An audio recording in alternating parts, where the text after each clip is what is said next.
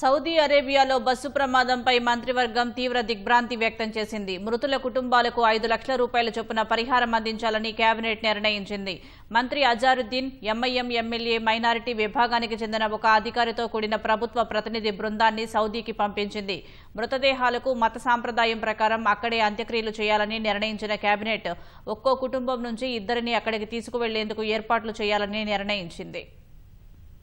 ఎంబసీతో direct మాట్లాడడం జరిగింది. అలాగే మేము కూడా అక్కడున్న అంబాసిడర్ తో కూడా మాట్లాడిన తర్వాత చనిపోయిన వ్యక్తులకు 5 lakhs rupees అస్గిరా అమౌంట్ ఇవ్వాలని రాష్ట్ర ప్రభుత్వం నిర్ణయం తీసుకుంది. కోఆర్డినేషన్ చేసేందుకు ఒక హై లెవెల్ డెలిగేషన్ పంపించడం జరిగింది. దాంట్లో మైనారిటీ వెల్ఫేర్ మినిస్టర్ ఉన్న అజరుద్దీన్ గారు, ఎంఐఎం ఎమ్మెల్యే మాజిద్ హుసేన్ గారు, గవర్నమెంట్ పరంగా మైనార్టీ వెల్ఫేర్ సెక్రటరీ డెలిగేషన్ పంపించి సౌదీ గవర్నమెంట్ కు ఇండియన్ గవర్నమెంట్ మధ్యలో కోఆర్డినేషన్ చేసి ఎవరు వాళ్ళు చనిపోయిన ఫ్యామిలీస్ తరఫు నుంచి ఇక్కడ దగ్గర బంధువులు ఎవరు ఉన్నారో పోయే వాళ్లకు ఆ గవర్నమెంట్ ఖర్చుతోనే పోని ఖర్చు కానీ ఉండే ఏర్పాట్లు కూడా కేబినెట్ ఈ నిర్ణయం తీసుకోవడం జరిగింది.